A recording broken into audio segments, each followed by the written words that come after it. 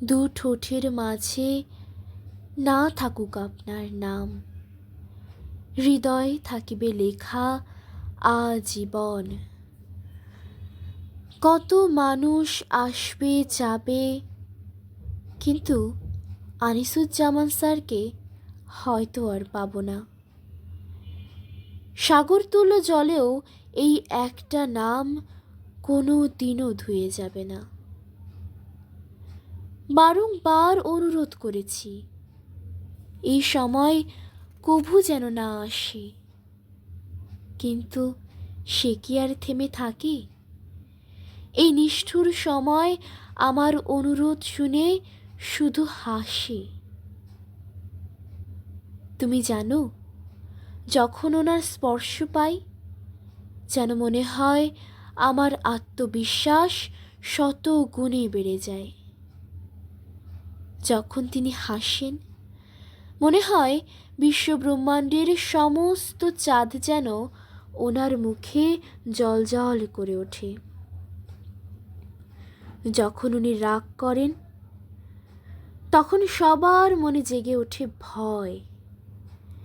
এখনই বোধহয় জগতের সকল আগ্নেয়গিরি বিস্ফোরিত হলো প্রায়।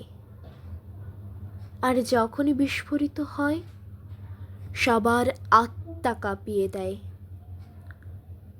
ওনার অনেক রূপ দেখেছি, কিন্তু আজ প্রথম কাঁদতে দেখি। সেই মুহূর্তে দুপায়ে আর দাঁড়িয়ে থাকতে না পারি। নিজের অজান্তেই ঝরে পড়ে আমার নয়ন বাড়ি। এখনো আমি আর্তনাদ করি, সময়ের চরণ ধরি, বলি দাও না পিছিয়ে আরো কয়েক কদম পা। সামাল দিতে পারবো না গো এত বড় ঝড়, এত বড় ধাক্কা। তবুও থমকে যায় না এই সময়। আমি মন ও মস্তিষ্ককে প্রশ্ন করি, বলো আমি কেমনে আটকাবো এই বেদনা, এই ক্রন্দন? কোনো জবাব পাই না। তারা নিশ্চুপ হয়ে রয়। এমন অনুভূতি হয় যেন এখনই থেমে যাবে হৃৎস্পন্দন। আমিও নীরব হয়ে দাঁড়িয়ে রই, ঠিক যেন গাছের মতো, ওনার চলে যাবার অপেক্ষায়। আমার চারপাশে সবাই ওনার স্লোগান গাইতে লাগলো। দেখতে দেখতে স্যারের সাথে আমাদের কাটানো গল্পের শেষ পাতাটা কোথায় যেন মিলিয়ে গেল।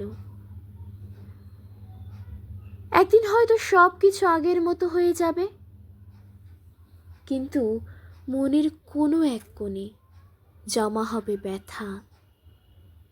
স্যার, আমরা আপনাকে কোনো দিনও ভুলতে পারবো না।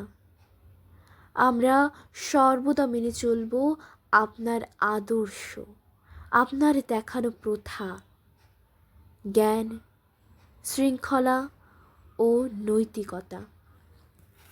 কামনা করি আপনি যেন সারা জীবন এভাবেই হাসি খুশি থাকেন।